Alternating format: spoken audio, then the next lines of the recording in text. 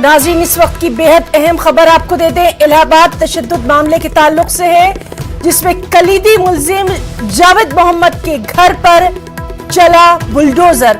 जी हां, जावेद मोहम्मद के घर के बाहर बड़ी तादाद में फोर्सेस को तैनात किया गया है।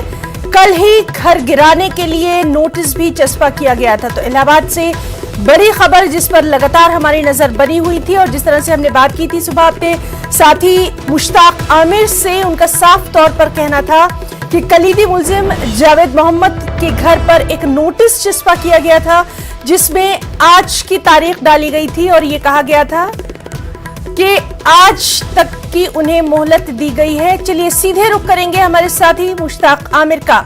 मुश्ताक, तस्वीरों में साफ तौर पर देखा जा सकता है कि फोर्सेस को बड़ी तादाद में तैनात किया गया है और जावेद मोहम्मद के घर पर बुलडोजर चल रहा है। हिना, मैं सबसे पहले मैं ये बता दूं कि जावेद मोहम्मद के घर पे जो नोटिस चस्पा किया गया था वो 11 बजे का टाइम दिया गया था, यानी 11 बजे तक उनको मकान खाली करना था।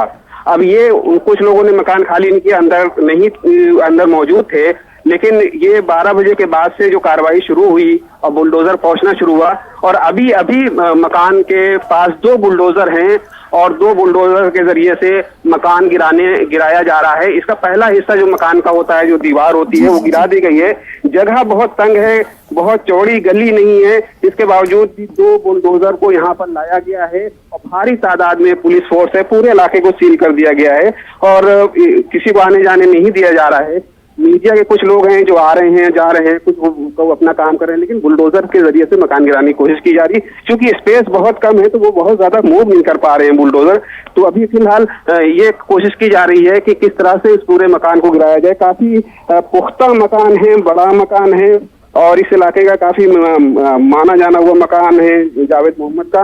तो इस वजह से ये देखा जा रहा है कि इसके कितने हिस्से को गिराया जाए। और अभी पुलिस अंदर दाखिल हुई है उनके मकान में और छत पर भी पहुंच गए हैं पुलिस के लोग, और ये देखने की कोशिश कर रहे हैं कि कौन कौन से हिस्से गिराए जाएं और किस तरह से गिराया जाए। तो अभी इसमें काफी वक्त लग सकता है, लेकिन जो गिराने की कार्रवाई है, बुलडोज करने की कार्रवाई है, वो शुरू हो चुकी है। ना जी मुश्ताक, तस्वीरों में हम साफ तौर पर देख सकते हैं कि घर का जो हिस्सा है वो मुनहदिम किया जा रहा है। मुश्ताक, हम आपसे ये जरूर जानना चाहेंगे, नोटिस जो चस्पा किया गया उस पर क्या कुछ लिखा हुआ था, क्या कुछ उस पर तहरीर था? देखिए, 2 बात बहुत अहम है। एक तो ये है कि ये मकान जावेद मोहम्मद के नाम नहीं है, उनके ससुर के नाम है। जो उनके घर वालों का कहना है कि ये जावेद मोहम्मद का नाम नहीं है, उनके ससुर का नाम है और ये ससुराल की तरफ से उनको मिला था, उसमें वो रहते थे।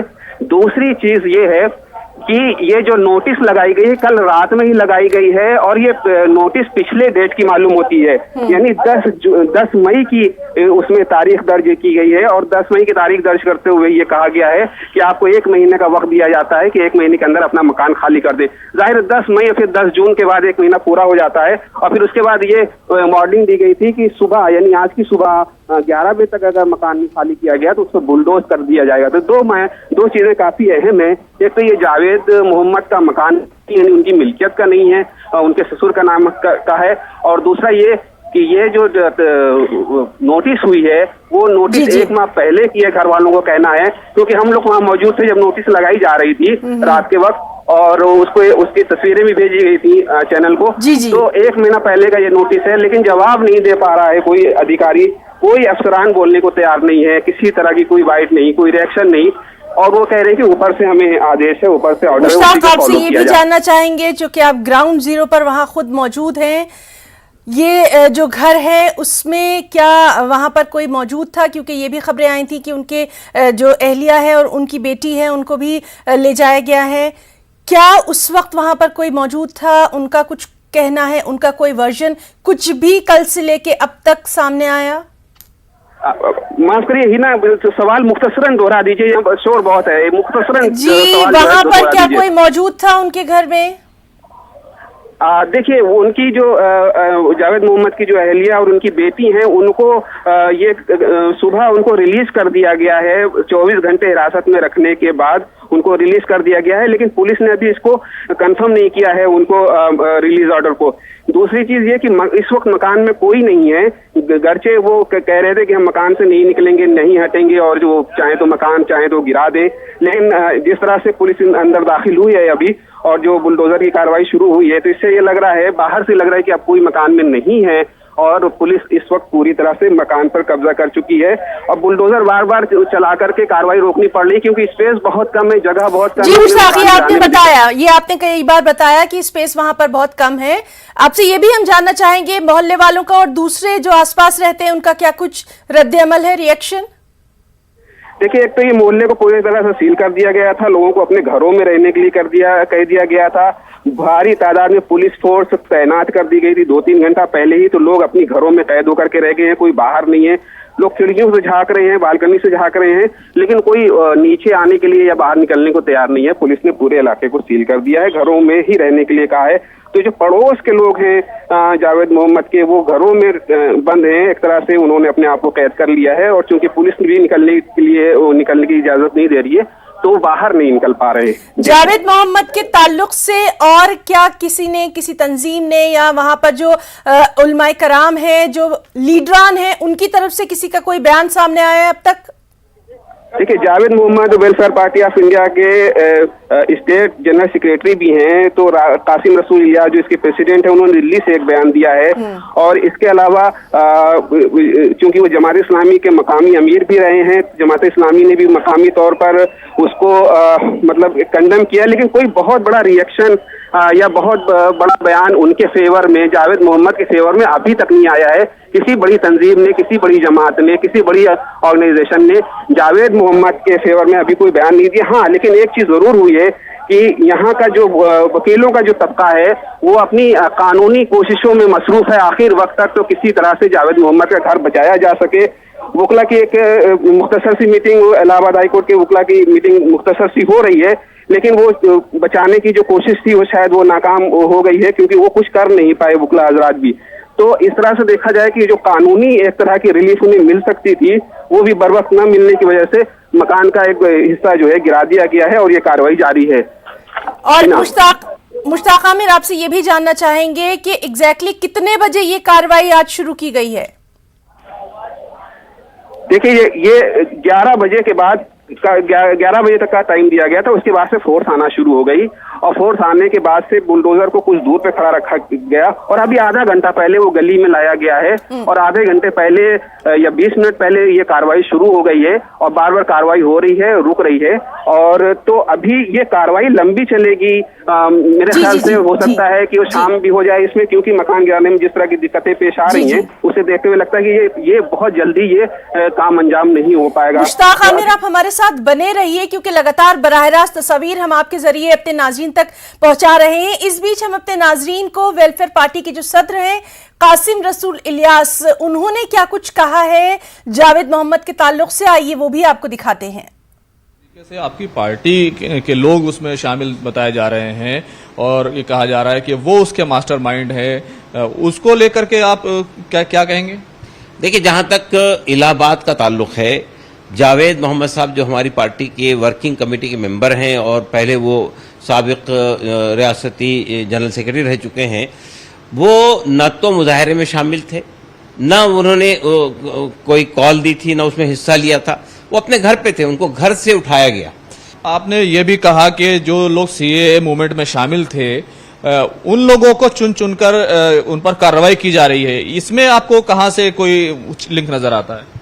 ये तो हमने देखा है, जितने लोग उठाए गए हैं वहां पर, जो उस मुजाहरे में शामिल नहीं थे वो सब वो लोग थे जो सीएए मूवमेंट में शामिल थे।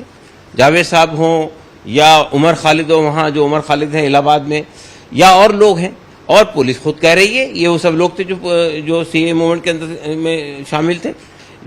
वो जितने मुजाहरे हो रहे हैं उन मुजाहरों में डेलिबरेटली कुछ लोगों को शामिल करवाया जा रहा है जो पत्थरबाजी करते हैं और पत्थर के जवाब में फिर वो सब कार्रवाई होती है जिसका कोई जस्टिफिकेशन नहीं। और वहीं मध्य प्रदेश के साबिक वज़ीर आला दिग्विजय सिंह ने कहा कि बीजेपी हुकूमत की तरफ से मुल्क भर में डराने और धमकाने का माहौल बनाया जा रहा है, बुलडोजर के जरिए मनमाने तरीके से लोगों के मकानों को मुनहतिम किया जा रहा है। क्या कुछ कहा है उन्होंने, आइए आपको दिखाते हैं। पूरे देश में माहौल डराने का, धमकाने का चला हुआ है। एक नई संस्कृति चल गई है, बुलडोजर संस्कृति, जिसका कि कहीं किसी के देश के कानून संविधान में कहीं उसका उल्लेख नहीं है, फिर भी मनमाने ढंग से जिसको चाहे उसका घर तोड़ दो, मकान तोड़ दो। ये संविधान इनके लिए कोई मतलब नहीं रखता। शपथ लेते हैं पद की, संविधान की शपथ लेते हैं, निष्पक्षता से काम करने का जनता को वादा करते हैं, लेकिन पूरे तरीके से भारतीय जनता पार्टी प्रदेशों में और देश में पक्षपात तौर पर राजनीतिक प्रतिद्वंदियों को और कुछ विशेष वर्गों के खिलाफ आज ये अभियान चलाए हुए हैं। और नाज़रीन, हम आपको लगातार दिखा रहे हैं इलाहाबाद तशद्दुद मामले के ताल्लुक से, जिसमें कलीदी मुल्जिम जावेद मोहम्मद के घर पर बुलडोजर चल गया है। जावेद मोहम्मद के घर के बाहर बड़ी तादाद में फोर्स को भी तैनात किया गया है। कल ही घर गिराने के लिए नोटिस जो था वो चस्पा किया गया था। दोनों तस्वीरें हम आपको दिखा रहे हैं अब से कुछ देर पहले की, जब घर का जो बाहरी हिस्सा है वो मुनहदिम किया जा रहा था, और अब घर का जो साजो सामान है उसका भी जायजा लिया जा रहा है। सीधे रुख करेंगे वहां पर मौजूद हमारे साथी मुश्ताक आमिर का। मुश्ताक, आपसे ये जरूर जानना चाहेंगे, जो नाज़रीन अभी हमारे साथ जुड़े हुए हैं उनके लिए, कि ये पूरा मामला आखिर क्या है।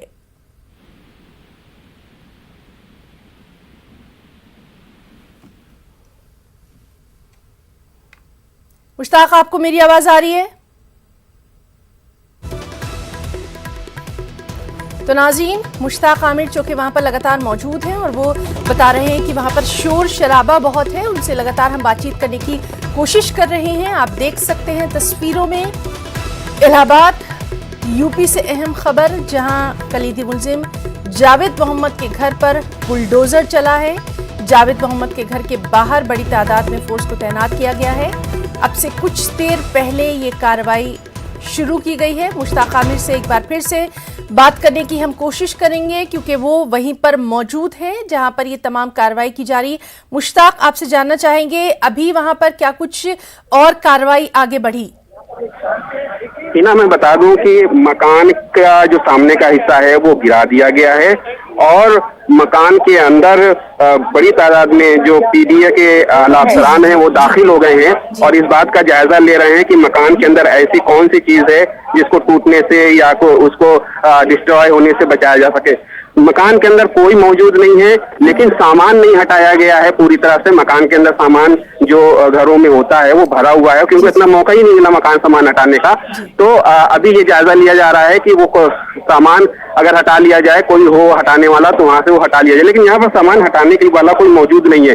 तो अभी फिलहाल कार्रवाई रोक दी गई है थोड़े से वक्त के लिए। एसपी सिटी अभी यहाँ आए हैं, वो मकान का जायजा ले रहे हैं। बुलडोजर को अभी फिलहाल शांत कर दिया गया है और इस बात का जायजा लिया जा रहा है कि मकान को किस तरह से मुनदिम किया जाए। और इसकी पहली दीवार, जो मकान की जो 4 दीवारी थी बालकनी की, वो गिरा दी गई है और गेट का जो हिस्सा था वो मुनदिम कर दिया गया है। तो अभी ये कार्रवाई फिलहाल मुख्तसर वक्फे के लिए रोक दी गई है। अभी फिलहाल जायजा लिया जा रहा है कि आगे की कार्रवाई किस तरह चलाई जाए। ना मुश्ताक, आपसे जानना चाहेंगे अहम वजह क्या बताई गई है इस मकान के मुनहदिम होने की, क्योंकि मुख्तलिफ रिएक्शंस तो हम अपने नाज़रीन तक पहुंचा रहे हैं। आप यहाँ पर पूरी तफसील बताइए। देखिए, जो तहरीरी तौर पर जो बताई गई है मकान गिराने की, वो नोटिस में दर्ज है। नोटिस में ये दर्ज है कि 35/60 का जो हिस्सा है, रकबा है, वो आपने गलत तरीके से एक्वायर करके मकान बनाया है। और ये नोटिस 1 महीना पहले जो दिया गया था उस पर आपने वो कार्रवाई नहीं की, यानी जो इलीगल मकान आपने तामीर कराया था उसको नहीं हटाया। लिहाजा इसको अब चूंकि नोटिस की मुद्दत खत्म हो गई है तो इस मकान गिराया जा रहा है। तो जो मकान गिराने की जो वजह है उसका ताल्लुक एहतजाजी सिलसिलों से या जुमे के दिन जो वाकयात हुए और पुलिस पर जो पथा हुआ उससे कोई ताल्लुक नहीं है, बल्कि एक तरह का एक लीगल नोटिस पीडीए ने जारी किया था, और इसमें ये कहा गया था कि मकान गैर कानूनी जमीन पर बना हुआ है। एक तो ये वजह। दूसरी वजह ये कि जिस शख्स के नाम पर मकान है वो जावेद मोहम्मद का नहीं है, और जावेद मोहम्मद के नाम से ये नोटिस इशू हुआ है। ये एक अहम बात है कि जिनके नाम मकान नहीं है उनके नाम से हुआ है। तीसरी जो अहम बात है कि जिस शख्स के को नाम नोटिस जारी हुआ था वो इस वक्त जेल में है, वो मौजूद नहीं है और पुलिस हिरासत में है, तो वो किसी तरह का कोई रिएक्शन, कोई जवाब या कोई कानूनी चाराजोई करने के उनके अख्तियार में नहीं है, वो सामने नहीं है। तो ये इसका बिल्कुल लीगल मामला बना करके इसको मकान को बुलडोज करने की कार्रवाई शुरू की गई है। तो अभी जो मामला है वो यही है कि पीडीए ने अपने तौर पर कार्रवाई की है कि ये मकान इल्लीगल है, इसलिए मुनदिम किया जा रहा है। इसमें कहीं पर भी नोटिस में कोई हंगामा या प्रोटेस्ट या जुमे के बाद जो इस तरह का एहतजाज हुआ था उसका कोई जिक्र नहीं है, ही ना। जी मुश्ताक, बहुत ही अच्छी तरह से आपने हमारे नाज़रीन को तमाम तर चीज़ें समझाई हैं। आपसे यहाँ पर ये भी जानना चाहेंगे, लगातार आप वहाँ मौजूद रहे हैं, कौन कौन से अहम अफसरान इस मौके पर वहाँ पर मौजूद थे?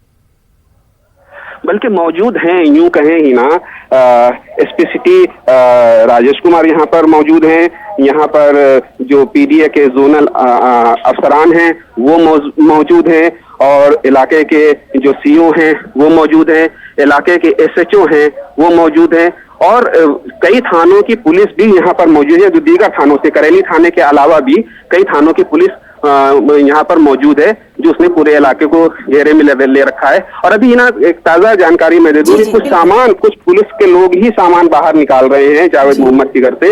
ऐसे सामान बाहर निकाल रहे हैं जिनके टूट जाने का खतरा है या जो कीमती सामान हो सकते हैं, तो वो खुद से वो निकालने की कोशिश कर रहे हैं। तो अभी कार्रवाई रोक करके सामान निकाला जा रहा है, ही ना। जी मुश्ताक, तो बहुत बहुत शुक्रिया अदा करना चाहेंगे आपका बेहद अहम जानकारी के लिए। लगातार इस खबर पर हमारी नजर बनी हुई है। तो नाज़रीन, ये थे मुश्ताक आमिर, फोन पर हमारे साथ मौजूद थे, जो कि लगातार हमें तमाम तर तफसीलात फराहम कर रहे थे, और तस्वीरें हम आपको ये दिखा रहे हैं कि किस तरह से इलाहाबाद तशद्दुद मामले में कलीदी मुलजिम जावेद मोहम्मद के घर पर अब से कुछ देर पहले ये बुलडोजर चला है। जावेद मोहम्मद के घर के बाहर बड़ी तादाद में फोर्सेस को तैनात किया गया था। जिस तरह से मुश्ताक ने हमें बताया कि कल ही घर गिराने के लिए नोटिस जो है यहाँ पर चस्पा किया गया था, और उसके बाद आज 11 बजे सुबह तक का वक्त दिया गया था। फिर वहां पर फोर्सेस को लगाया गया, तैनात किया गया, और अब ये तस्वीरों में आप साफ तौर पर देख सकते हैं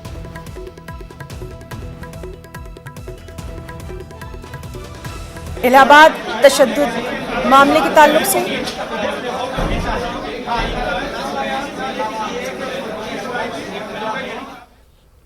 लगातार अहम खबरों पर नजर बनी हुई है। फिलहाल एक छोटा सा ब्रेक और खबरों को आगे बढ़ाएंगे। मुल्क भर में अहनत रसूल के खिलाफ गुस्सा है कि थमने का नाम नहीं ले रहा। नूपुर शर्मा की मुश्किलात में बतदरीज इजाफा होता जा रहा है। अब कोलकाता के बाद नूपुर शर्मा के खिलाफ पैगम्बर इस्लाम के खिलाफ मुतनाज़ा तबसरा करने पर मिदनापुर में भी FIR दर्ज कराई गई है। TMC अक़लियती सेल ने मशक़ मिदनापुर के कुंटाई पुलिस स्टेशन में अपनी शिकायत दर्ज करवाई है। पुलिस ने IPC की दफ़ा 153A, दफ़ा 540 और दफ़ा 506 के तहत मुकदमा दर्ज कर लिया है। इससे पहले भी नूपुर शर्मा के खिलाफ कई मुकदमात दर्ज हैं। मिदनापुर से हमारे साथ हमारे रिपोर्टर सुजित भूमिक मौजूद हैं। सुजित, आपसे डिटेल्स चाहेंगे, नूपुर शर्मा के खिलाफ क्या कुछ कार्रवाई वहां पर की गई है, क्या कुछ FIR? देखिए, नूपुर शर्मा के खिलाफ पूर्व मेदिनीपुर का जो कांची थाना में दर्ज हुआ FIR, सुप्रीम कोर्ट का एक आईनजीबी अबू सहेल द्वारा सोमवार रात में अभियोग दायर हुआ। नूपुर के खिलाफ 153 के धारा में वो जो अभियोग दायर हुआ, उसके साथ वो जो 504, 505 एंड 506 धारा में मामला दायर किया। अबू सहेल ने हुसियारी दिया, अगर जल्द से जल्द नूपुर को गिरफ्तार नहीं किया तो अगले सोमवार दिल्ली उच्च न्यायालय में आवेदन किया जाएगा। इसलिए पुलिस सुपर अमरनाथ के जी जी जी इसके जो FIR के बारे में वो स्वीकार किया जो एक आप FIR दर्ज जी, हुआ सुजीत। था पंटाई थाना में। जी सुजीत, बहुत बहुत शुक्रिया आपका तमाम तर डिटेल्स के लिए। रांची से खबर है, जहां RAF और पुलिस का फ्लैग मार्च हुआ। SSP रांची के मुताबिक तशद्दुद के मामले में 25 लोगों पर FIR दर्ज हुई है, जिनमें 22 अफराद नामजद हैं। इंटरनेट खिदमात बहाल है, हालात मामूल के मुताबिक हैं। दफा 144 की बरकरारी या हटाए जाने के सिलसिले में बात हो रही है। SSP ने मजीद कहा कि कसूरवारों को बख्शा नहीं जाएगा।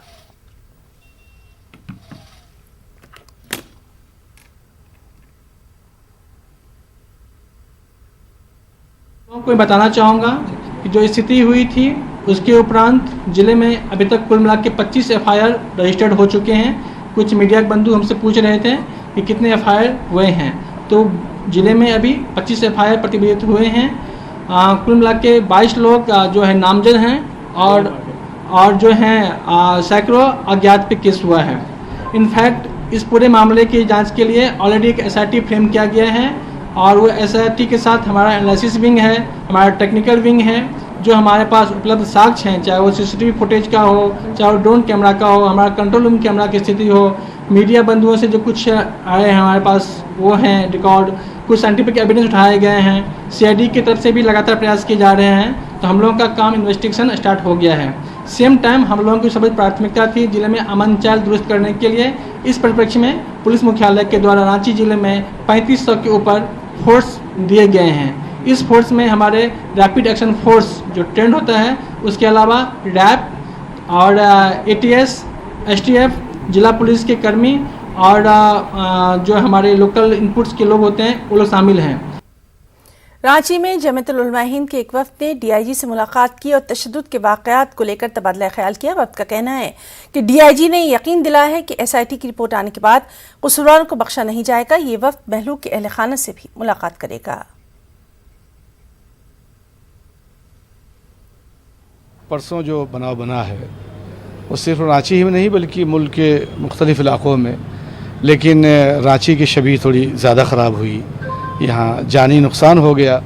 तो जमीयतुल उलमा हिंद मौलाना महमूद मदनी साहब से आप अच्छी तरह से वाकिफ़ होंगे, उनके फ़ैसले से हम लोगों ने यहाँ सफ़र किया है। आला अफसरान से मुलाकात की जाए और जो शहदा हैं उनके घरों में जाकर के उनसे मिलें, जो ज़ख्मी हैं उनसे मिलें और ये अपील की जाए कि शांति बाकी रखी जाए, किसी तरह की बदअमनी नहीं होनी चाहिए। उसी हवाले से भी हमने DGP साहब से मुलाकात की है, DIG साहब से मुलाकात की है और फिर अभी इंशाअल्लाह DCP साहब से मुलाकात करेंगे और उम्मीद है कि इंशाअल्लाह अच्छा हो जाएगा।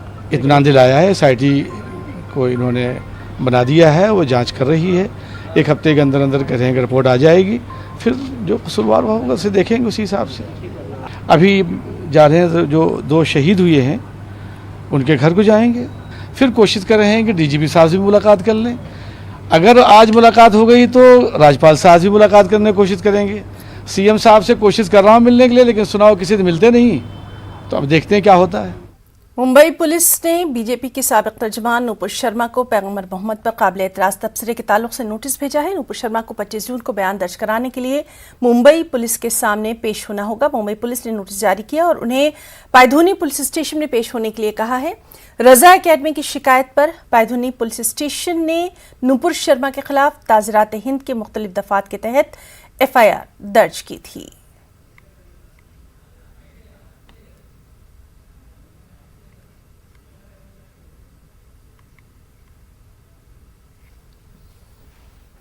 एक और अहम खबर तेलंगाना से। तेलंगाना में टीचर्स की तकर्रुरी के लिए टेट इम्तिहान आज जारी है। रियासत भर में 6,29,352 उम्मीदवारों के लिए 2,683 इम्तिहानी मराकज़ कायम किए गए हैं। पर्चा अव्वल सुबह 9:30 बजे से दोपहर 12 बजे तक पुरअमन तरीके से मुनक्किद किया गया। पर्चा अव्वल के लिए 3,51,468 उम्मीदवारों ने अपना रजिस्ट्रेशन करवाया था, जबकि पर्चा दोयम यानी सेकंड पेपर दोपहर 2:30 बजे से शाम 5 बजे तक होना है। इसमें 2,77,884 उम्मीदवार शिरकत करेंगे। टेट के कन्वीनर राधा रेड्डी ने जानकारी दी कि ताखीर से आने वालों को एग्जामिनेशन सेंटर में शिरकत की इजाजत नहीं होगी। वहीं आंध्र प्रदेश में भी टेट इम्तिहान के ख्वाहिशमंद उम्मीदवारों के लिए खुशखबरी। वाईएस जगनमोहन रेड्डी हुकूमत ने टेट इम्तिहान के लिए नोटिफिकेशन भी जारी कर दिया है। 16 जून से ऑनलाइन एप्लीकेशंस कबूल की जाएंगी। एप्लीकेशन दाखिल करने की आखिरी तारीख 16 जुलाई दी गई है। 6 अगस्त से 21 अगस्त के दरमियान मुख्तलिफ मरहलों में इम्तिहान का इनेकाद किया जाएगा। इम्तिहान में शिरकत के लिए DLED, BEd, लैंग्वेज पंडित या इसी के मुमासिल तालीमी काबिलियत का होना जरूरी है। मुताल्लिका अहदेदारों के मुताबिक फी पर्चा ₹500 एग्जामिनेशन फीस होगी।